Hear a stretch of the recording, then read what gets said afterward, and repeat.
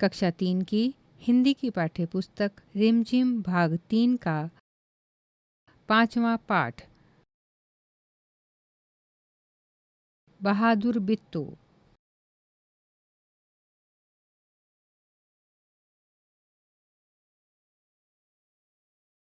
पृष्ठ 38। अभ्यास। कहानी में ढूंढो। 1.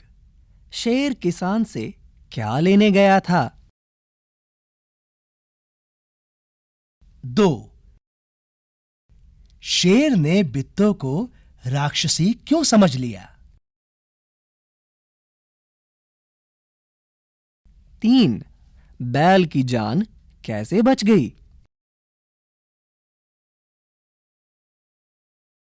तुम्हारी ज़बानी। यहां कुछ शब्दों के नीचे रेखा खींची गई है। उन्हें जोर देकर के पढ़ा जा रहा है। 1. बिट्टू घोड़े पर सवार हो गई। यहां सवार हो गई के नीचे रेखा खींची गई है। 2. तुम घर की गाय को शेर के हवाले कर रहे थे।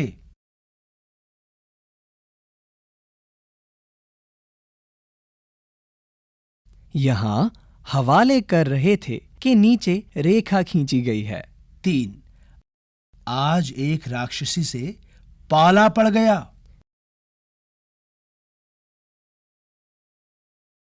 यहां पाला पड़ गया के नीचे रेखा खींची गई है। 4. अगर बैल आपके हाथ ना आए तो मेरा नाम भेड़िया नहीं।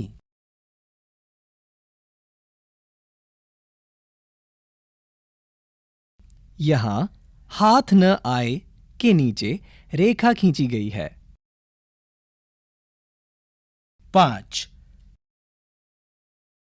शेर को देखते ही किसान के होश हवास गुम हो गए।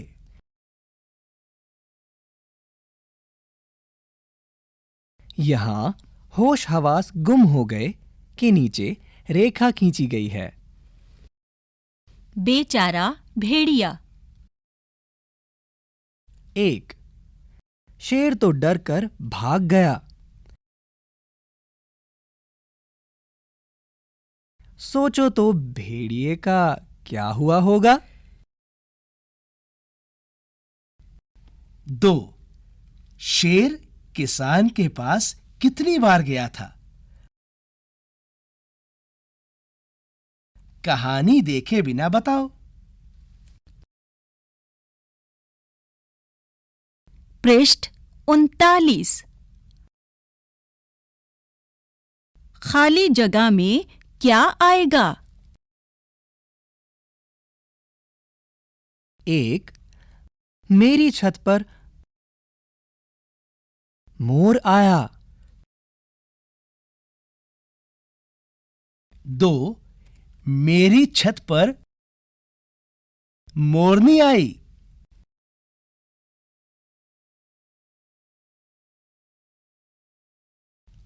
'मोर मोरनी की तरह' यहां लिखे शब्दों के भी रूप बदलो।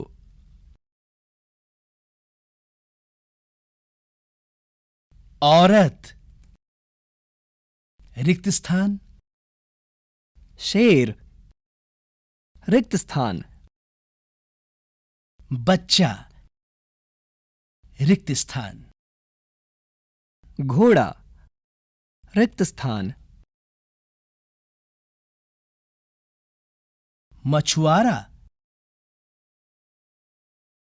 रिक्त स्थान। राजा, रिक्त स्थान। मैं नहीं जाऊंगा। शेर ने बिट्टू को राक्षसी समझ लिया।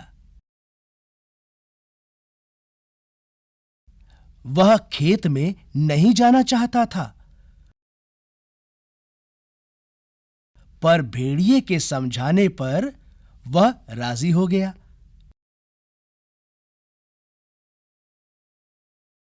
सोचो, शेर और भेड़िए के बीच क्या बातचीत हुई होगी? शेर, भेड़िए, तुम क्यों हंस रहे हो? भेड़िया, महाराज, वह तो रिक्त स्थान। शेर, नहीं नहीं, वह सचमुच राक्षसी थी। भेड़िया, मैंने अपनी आंखों से देखा है महाराज। वह रिक्त स्थान। शेर, रिक्त स्थान। भेड़िया, रिक्त स्थान। शेर, ठीक है। रिक्त स्थान। बोलो, तुम क्या सोचती हो? 1. भेड़िए ने शेर को भोले महाराज क्यों कहा? क्या शेर सचमुच भोला था? 2. शेर ने भेड़िए की पूंछ के साथ अपनी पूंछ क्यों बांध ली? 3. क्या शेर फिर कभी बित्तों के खेत की तरफ गया होगा?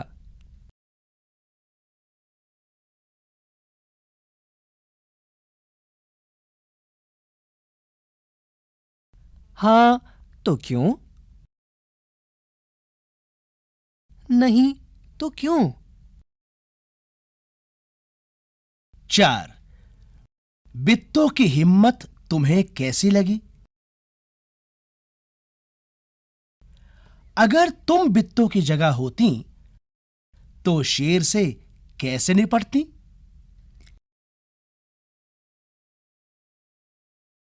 राज का राज। शेर जंगल पर राज करता था।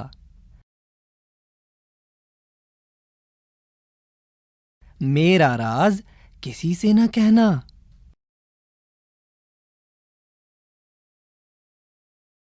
राज और राज को बोलकर देखो।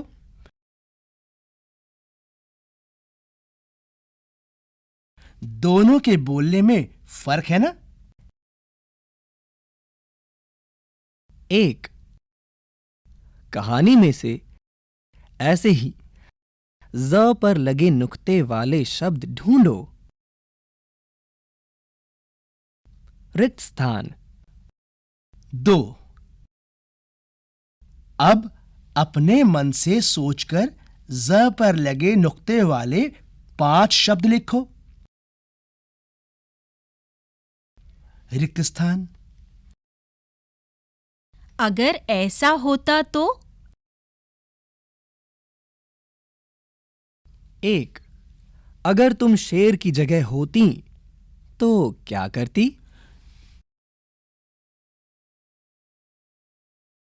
2. अगर तुम बित्तों की जगह होती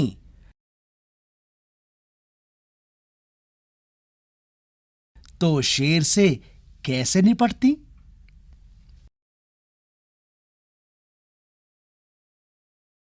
पृष्ठ 41।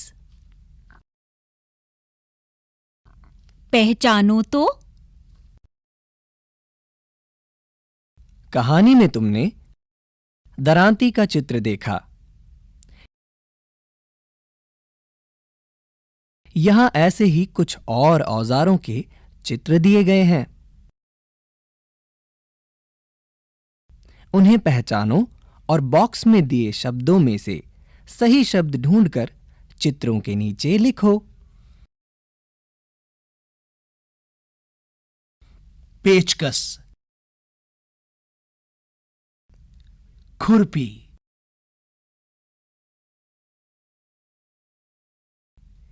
करनी, हथौड़ी, आरी। पृष्ठ 42। वरना शेर ने किसान से कहा, अपना बैल मुझे दे दो, वरना मैं तुझे खा जाऊंगा। वरना शब्द का इस्तेमाल करते हुए तुम भी 3 वाक्य बनाओ।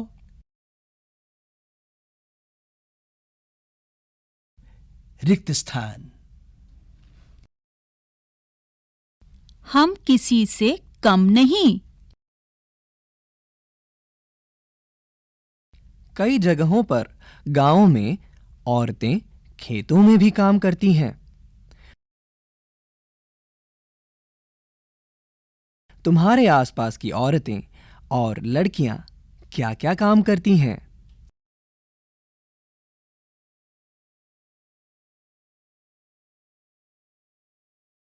शेर और घोड़ा। शेर और घोड़े में कई अंतर होते हैं।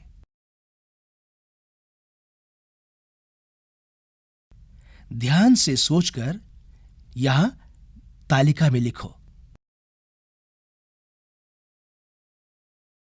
शेर का खाना, रिक्त स्थान।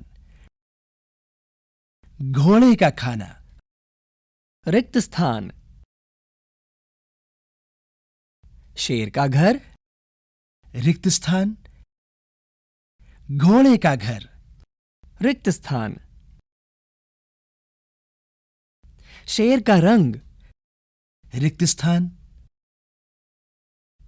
घोड़े का रंग, रिक्त स्थान। शेर की आदतें, रिक्त स्थान। घोड़े की आदतें, रिक्त स्थान। पृष्ठ 43। कौन क्या है? यहां एक तालिका दी गई है जिसमें जानवर, चीजें और नाम 3 तरह की सूचियां बनानी है। दिए गए शब्दों को सही तालिका में लिखो।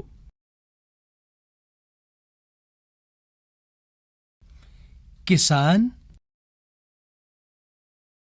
बोतल, लता, कक्कू,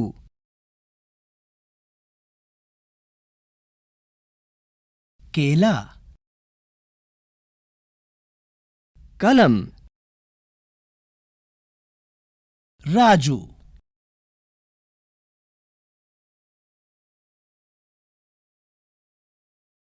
रानू, चूहा, नीना,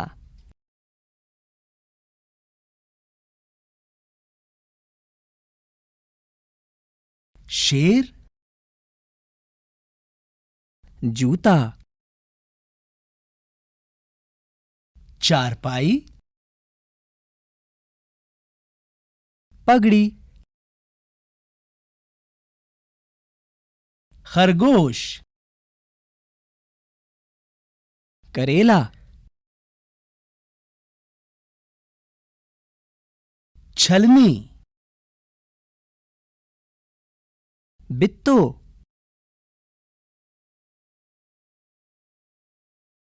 घोड़ा, गौरैया, बाल्टी,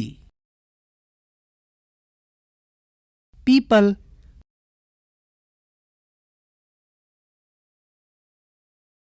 कोयल,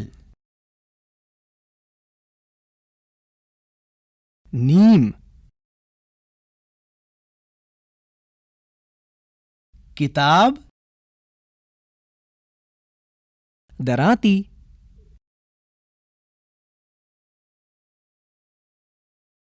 पृष्ठ 44 से 47। अब सुनते हैं नागा लोक कथा मूस की मजदूरी। रचनाकार रामनंदन।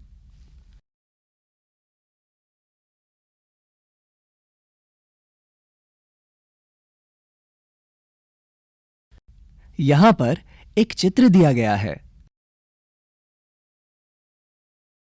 सुबह सुबह एक किसान खेत में काम कर रहा है और एक मूस उसके पास बैठकर चुपचाप देख रहा है।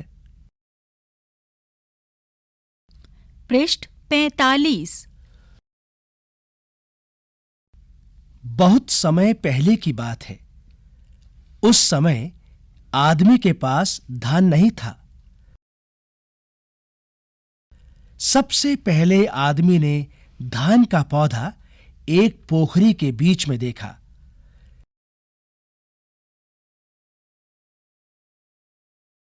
धान की बालियां झूम झूम कर जैसे आदमी को बुला रही थीं। पर गहरे पानी के कारण धान तक पहुंचना कठिन था। आदमी सोचता हुआ खड़ा ही था कि वहीं पर एक मूस दिखलाई पड़ा। आदमी ने मूस को पास बुलाया और कहा, मूस भाई, पोखरी के बीच में देखो, उन धान की प्यारी बालियों को। झूम झूम कर वे मुझे बुला रही हैं। लेकिन पानी गहरा है। यदि तुम उन्हें हमारे लिए ला दो तो हम तुम्हें मेहनताने का हिस्सा दे देंगे। मूस को भला क्या एतराज था।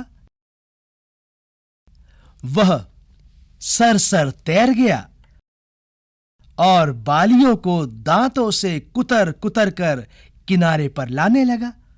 थोड़ी ही देर में किनारे पर धान की बालियों का ढेर बन गया। तब आदमी ने प्रसन्न होकर कहा, मूस भाई, अब इसमें से अपनी मजदूरी का हिस्सा तुम स्वयं ले लो। पर मूस ने कहा, भाई मेरे, मैं ठहरा छोटा जीव, मेरा सिर भी है छोटा। अपना हिस्सा इस छोटे से सिर पर ढोकर कैसे ले जाऊंगा। इसलिए अच्छा तो यह होगा कि तुम यह पूरा धान अपने घर ले जाओ और मैं तुम्हारे घर पर ही आकर अपने हिस्से का थोड़ा धान खा लिया करूंगा। पृष्ठ 46। आदमी ने ऐसा ही किया और तभी से मूस आदमी के घर धान खाता चला आ रहा है।